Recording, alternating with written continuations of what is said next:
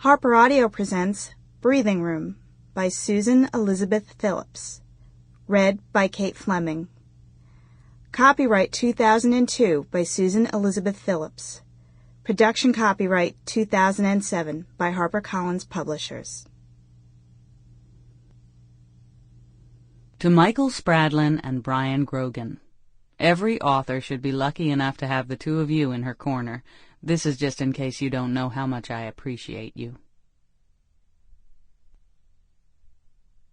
Chapter 1. Dr. Isabel Favor prized neatness. During the week she wore exquisitely tailored black suits with tasteful leather pumps and a strand of pearls at her throat. On weekends she favored tidy sweater sets or silk shells, always in a neutral palette. A well-cut bob and an assortment of expensive beauty products generally tamed her blonde hair's inclination to rearrange itself into disobedient curls. If that failed, she resorted to narrow velvet headbands. She wasn't beautiful, but her evenly spaced light brown eyes sat exactly where they should, and her forehead rose in proportion to the rest of her face.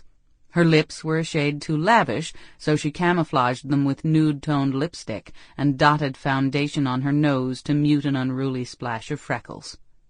Good eating habits kept her complexion creamy and her figure slender and healthy, although she would have preferred slimmer hips.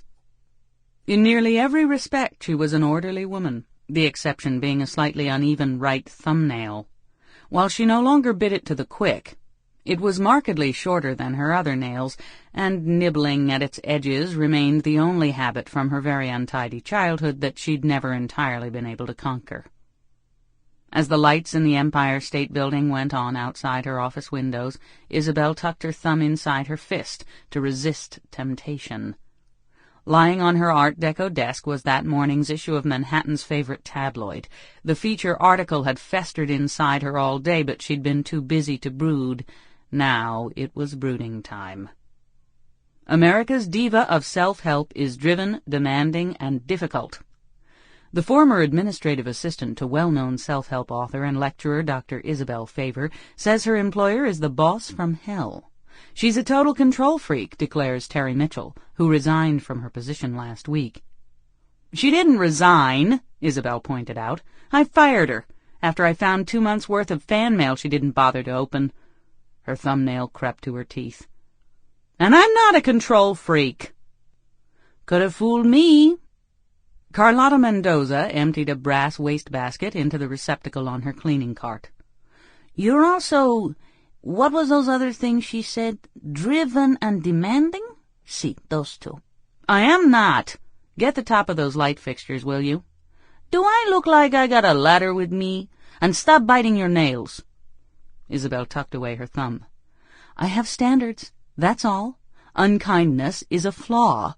Stinginess, envy, greed, all flaws. But am I any of those things? There's a bag of candy bars hidden in the back of your bottom drawer, but my English isn't too good, so maybe I don't understand this greed stuff. Very funny.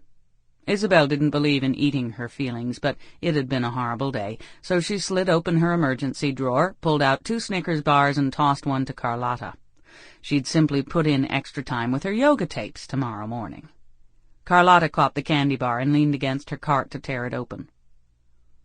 Just out of curiosity, you ever wear jeans? Jeans? Isabel smooshed the chocolate against the roof of her mouth, taking a moment to savor it before she replied. Well, I used to. She set down the candy bar and rose from the desk. Here, give me that.